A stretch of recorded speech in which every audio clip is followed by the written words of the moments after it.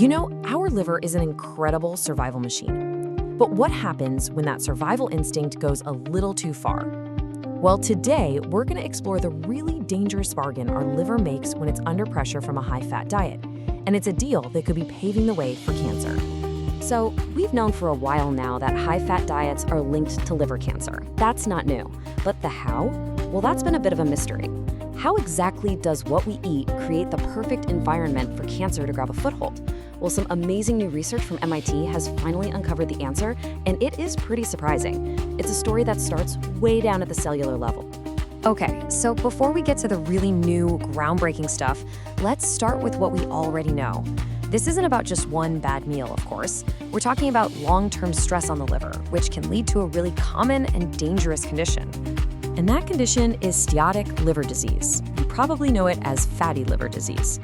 It's what happens when the liver is under constant metabolic stress from things like a high-fat diet or maybe drinking too much alcohol.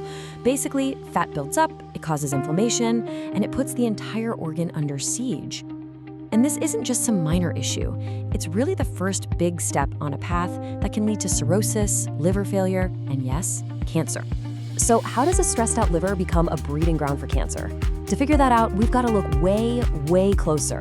We're going deep inside the liver, right down to the cellular level, to see how these individual cells are reacting when the pressure's on. So let's meet the main character in our story today, the hepatocyte. These guys are the absolute workhorses of the liver. They handle pretty much everything, from your metabolism to producing essential proteins. In a healthy liver, these cells are mature, they're specialized, they know their job. But when you put them under constant stress, they make a really surprising choice. And this, right here, is where the new research just turns everything we thought we knew on its head. It turns out that these liver cells, in a desperate attempt to survive, make a dangerous bargain, a trade-off that can have some pretty devastating consequences down the line. So here it is, the big discovery. When they're faced with a chronic stress from a high-fat diet, these mature, specialized liver cells do something kind of incredible. They de-differentiate. They basically de-age themselves, reverting back to a more primitive, almost stem cell-like state. It's a really clever survival tactic for a tough environment, but it comes at a huge, huge cost. And this is that trade-off in action. See, a healthy hepatocyte is a team player, right? It's doing its job for the good of the whole liver, but in survival mode, its priorities totally shift. It becomes much more resistant to programmed cell death, that's a process called apoptosis, and it starts to multiply like crazy. And to do that, it has to switch off the genes that control its normal functions. So in short, it just abandons its job to save itself. One of the study's lead authors, Konstantin Swanes, put it perfectly. He said the cell starts, quote, prioritizing what's good for the individual cell at the expense of the tissue. It's a completely selfish strategy. And for the single cell, hey, it works. But for the liver as a whole, this is the beginning of something very, very dangerous. And that brings us to the ultimate danger here, cancer. So how does a cell that's just trying to survive end up paving the way for such a deadly disease? Well, it all comes down to giving cancer a massive head start. Okay, this is a really critical point. The high-fat diet itself doesn't directly cause a cancer mutation. Instead, what it does is it creates this perfectly fertile ground for cancer to thrive. These reverted cells have already turned on the genes for rapid growth and survival, which are basically hallmarks of cancer. So if one of them happens to get the wrong kind of mutation, it already has a huge advantage. As the researchers put it, it's off to the races. Now, you might be thinking, okay, this was all seen in mice. So the big question is, does this happen in humans too? And that's exactly what the researchers wanted to find out. They wanted to connect these lab findings to real-life patients.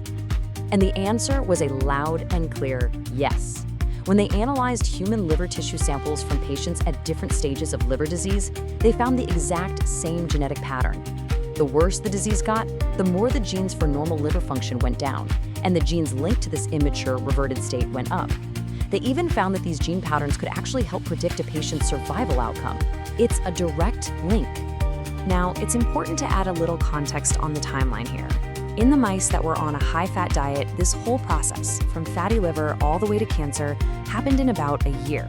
In humans, though, The researchers estimate this progression is much, much longer, maybe taking around 20 years. But of course, that can vary a ton depending on diet, other risk factors like alcohol, and just a person's individual biology.